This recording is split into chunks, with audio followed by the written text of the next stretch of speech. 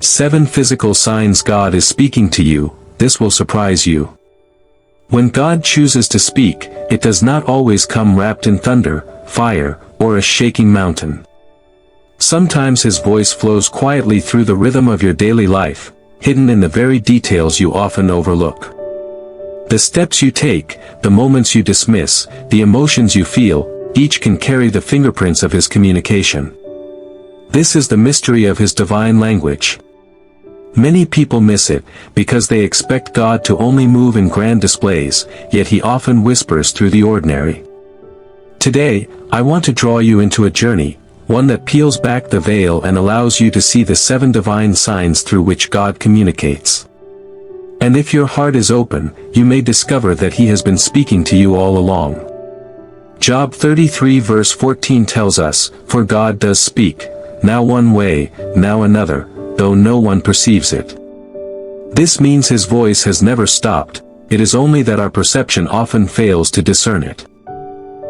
Understand this, the Lord is intentional with everything He allows around you and within you. Sometimes it is your body that feels what your spirit cannot yet name. Sometimes it is the environment shifting in a way that pulls your attention back to Him. These are not random occurrences, they are gentle alarms of the Spirit, woven into your existence so you cannot escape His pursuit. So prepare your heart. We are stepping into a sacred unveiling. The first sign may shock you, for it is often God's loudest whisper. 1. Sudden sickness or weakness without cause. There are moments when the body suddenly fails you, when strength seems to slip away without warning, when sickness arrives without a traceable cause, and even the doctors can find no explanation. It is in such moments that heaven may be whispering louder than you realize. Sometimes, this weakness is not a punishment, but a divine summons. It is God calling you into a posture of prayer, pulling you aside from the noise of life so He can awaken your spirit to a battle you cannot see with your natural eyes. Consider the story of King Hezekiah. In Isaiah 38, the king was struck with an illness that brought him to the very edge of death. His body failed him, his strength left him, and all hope seemed gone. Yet it was in that weakness that Hezekiah turned his face to the wall and cried out to God with sincerity. And in that moment of surrender, heaven responded. His life was extended by 15 years. His weakness became the doorway to divine intervention. Without the sickness, he might never have prayed that desperate prayer. Without the affliction, he may have missed the mercy that God still wanted to show. This is why not every sickness should be dismissed as ordinary. There are times when what you feel in your body is a prophetic sign, an alert from the Spirit. You may say, "The doctors say nothing is wrong, but I feel drained." Or, "Why do I suddenly feel heavy in my body without reason?" These are not empty experiences. They are moments that invite you to press deeper into God, to ask Him, "What are you saying to me through this?" Paul gives us a key in 2 Corinthians 12 verse 9 where the Lord declares, "My grace is sufficient for you, for my power is made perfect in weakness." That means when your strength is stripped away, God is not absent, He is drawing near. The weakness you feel may be heaven's way of positioning you to lean on a strength greater than your own. So do not despise those sudden moments of frailty. Do not brush off those unexplainable days when your body feels like it is carrying a burden it cannot name. For sometimes weakness is not punishment, it is positioning. It is the Spirit's way of pulling you into alignment with heaven's agenda, to awaken you to the unseen battles around you. But there is another sign that speaks just as loudly. What happens when it is not your body that feels weak, but your heart that overflows with tears you cannot explain? 2. Uncontrollable tears. There are moments in the life of a believer when words seem too small, too fragile to carry the weight of what the heart feels. In those moments, tears begin to flow, sometimes without explanation, sometimes uncontrollably. These tears are not weakness, they are the hidden language of the Spirit. When the tongue fails, the heart continues its conversation with God through tears. Heaven understands what the earth cannot articulate. God often allows tears because they are instruments of breaking. A hardened heart cannot carry His presence fully, but when tears fall, pride dissolves, walls crumble, and the Spirit has room to move. Tears cleanse what arrogance has stained, and they align the soul with divine surrender. You may not know why you are crying, but your tears are shaping altars in the unseen. Think of Hannah. Year after year, she came before the Lord, mocked, provoked, and barren. Scripture says in 1 Samuel 1 that she wept bitterly. It was not the eloquence of her prayer that moved heaven, it was her tears mingled with desperation and faith. Those tears became the womb of destiny, birthing Samuel, the prophet who would anoint kings and change a nation. What looked like sorrow was actually the Spirit interceding through her brokenness. Many of you have whispered in prayer, "I don't even know why I keep crying. I don't understand why the tears won't stop." But hear me, your tears are not wasted. Psalm 56 verse 8 declares, "You keep track of all my sorrows. You have collected all my tears in your bottle." That means not a single drop has escaped the attention of God. He gathers them as evidence, He writes them as testimonies, and He turns them into rivers that water the seeds of your destiny. Do not despise your tears, for they may be the very incense that rises before the throne, carrying the fragrance of your surrender. Some tears are silent prophecies. They speak of a breakthrough you cannot yet see. They declare healing before it manifests. They birth answers before your lips can form the request. So understand this, your tears are powerful. They are not random, they are orchestrated by heaven to soften, to align, and to prepare you for what God has ordained. And as they fall, they are watering the soil of your future. 3. Repeated dreams or visions. There are messages that come to us when the world is quiet, messages that enter through the door of sleep and press upon the soul until they cannot be ignored. Repeated dreams and visions are not mere imagination replaying the day's noise, they are a way heaven insists a message be heard. When a dream returns, night after night, it is as if God leans closer and speaks again, urging you to listen, to prepare, and to act. Dreams are a divine language. They bypass the crowded corridors of the mind and speak directly to the heart. One dream may be a whisper, repeated dreams are an urgent knock. Joseph in the scriptures received dreams that returned and grew clearer with time, dreams that sketched out a future God had already planned. And when Pharaoh dreamed dreams that echoed one another, the repetition was the very mechanism God used to set a kingdom on course. As scripture says, in a dream, in a vision of the night, the Lord can and does communicate in the dark. And when the pattern repeats, listen, the matter has been firmly decided by God, and God will do it soon. Genesis 41 verse 32. Do not dismiss repeated dreams as coincidence or idle fantasy. They often contain both announcement and instruction. Sometimes they reveal destiny, other times they reveal danger or a season to prepare.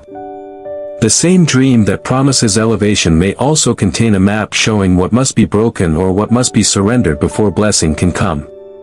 The repeated image is not merely prophecy, it is training. He is shaping your response so that when the appointed time comes, you will not be taken unawares. How then should you receive them? First, keep your heart humble. Dreams are tested against the Word, they do not contradict the nature and character of God. Second, watch the fruit.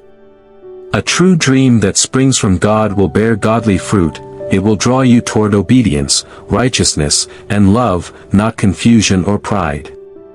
There are dangers to mishandle, grandeur without humility turns dreams into vanity, secrecy without counsel turns revelation into delusion. So couple revelation with humility, speed with wisdom, and fire with restraint. When God presses a message into your sleep repeatedly, prepare your life, align your choices, remove what would block the fulfillment, and step into obedience even before the full picture unfolds. 4. Unexplainable restlessness. There are seasons when sleep slips away not because the world is loud, but because heaven has shifted the room you occupy. That inward unrest, the inexplicable tossing of the heart when everything seems fine on the surface, is often a divine nudge. It is not always condemnation or mere anxiety. Sometimes it is God unsettling you to pull you out of a trap, to prepare you for a shift, to wake a destiny that refuses to be quiet. This restlessness is a holy discomfort, a pressure that says, do not go on as you were, something must change. Notice how Scripture treats disturbed nights as prophetic appointments. That night the king could not sleep, reads the record, and out of that sleeplessness a nation's course was altered and a faithful man was honored. There are moments the Lord allows sleep to be broken so that history can bend toward His purposes. Restlessness can reveal things hidden beneath the surface, compromises you have tolerated, paths you thought safe, doors you were about to walk through that would derail your calling. It awakens your spiritual senses and calls you to attention. Do not mistake divine unrest for mere irritability. Divine discomfort refines. It does not produce fear as its fruit.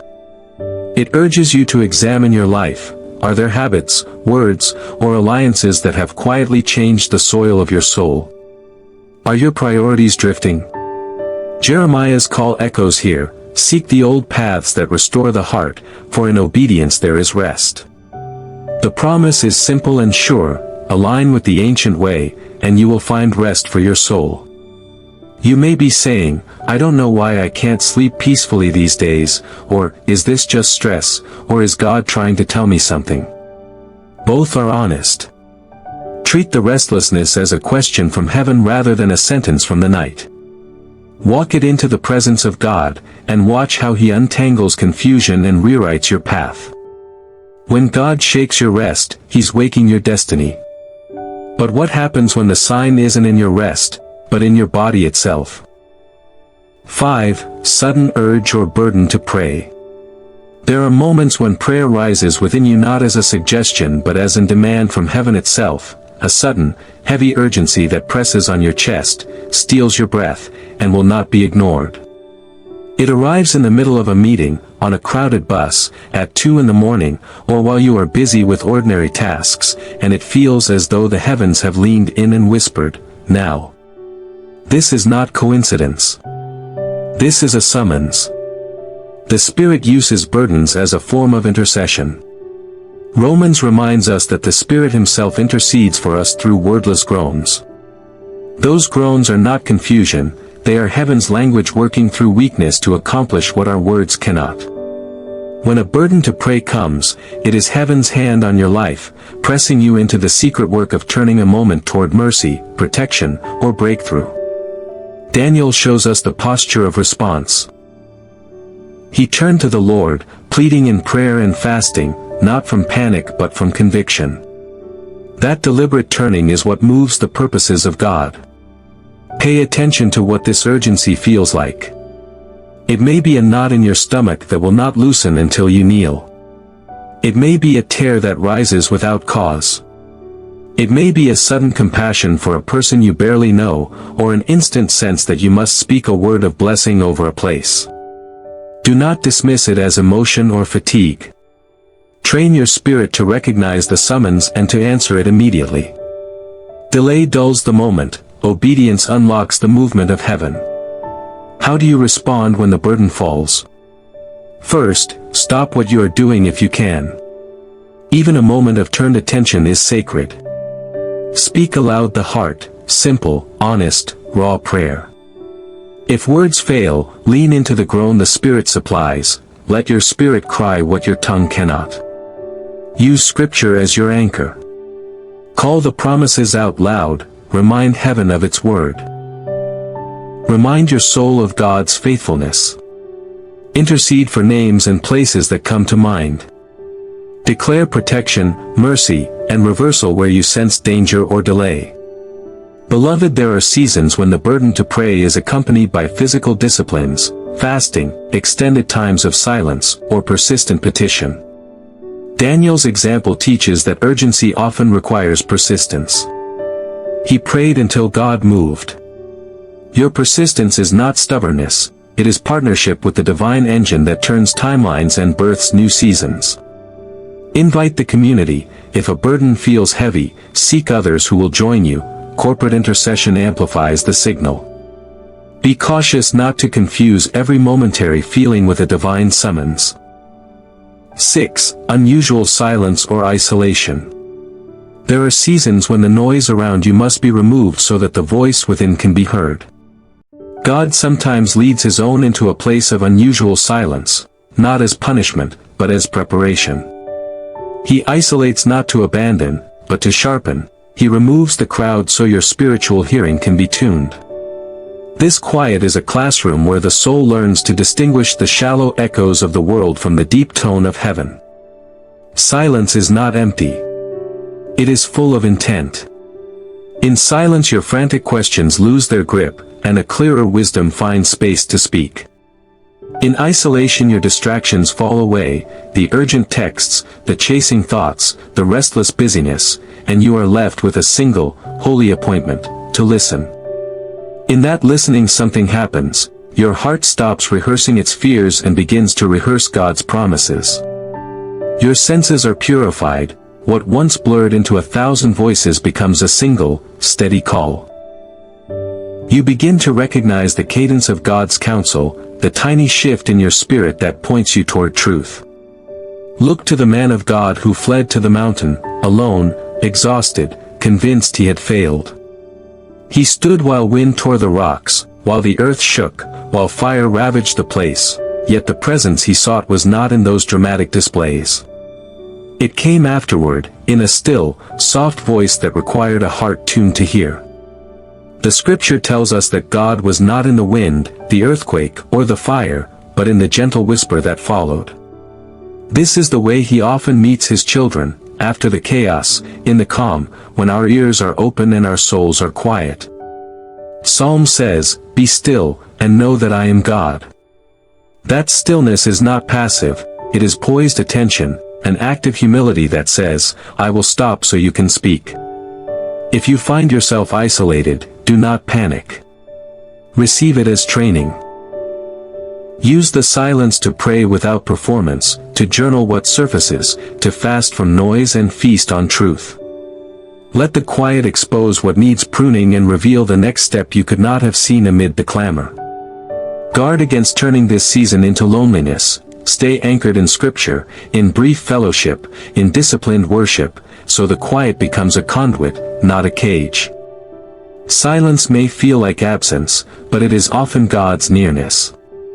Yet, one last sign remains, perhaps the most surprising of all. 7. Physical encounters or angelic presence. There are moments when God chooses to draw so near that his presence can no longer be mistaken for imagination. These are physical encounters, divine visitations that shake the very core of a person's being. At such times, you may feel a warmth that cannot be explained, a holy electricity running through your body, or a peace so heavy it silences every storm within you. This is not emotion alone, it is heaven touching earth, God's assurance that you are not abandoned, that his Spirit is working even when your eyes cannot see. All through Scripture, we see God reveal himself through angelic presence. Jacob wrestled through the night and declared in Genesis 32 verse 30, "It is because I saw God face to face, and yet my life was spared." That encounter left him with a limp, a physical reminder that he had touched eternity. And Mary, an ordinary young woman, encountered Gabriel, who carried the extraordinary announcement that she would bear the Son of God. One angelic visitation changed the course of her life, and the destiny of the world. The word confirms in Hebrews 1 verse 14, "Are not all angels ministering spirits sent to serve those who will inherit salvation?" This means you are not walking this journey alone. God has sent help, and sometimes that help manifests in a way your body cannot deny. Whether through dreams that feel more real than waking life, or a presence that stands beside you in the midnight hour, heaven ensures that you know you are not forgotten. When heaven invades earth in such tangible ways, it is never by accident. It is by divine assignment. These encounters are not given to entertain you, but to awaken you, to strengthen your faith, and to remind you of your covenant with God. So I ask you, what will you do with these signs? Reflect on your own life. Which of these 7 divine signs have you experienced? Take a moment and share it in the comments, for your story may awaken faith in another.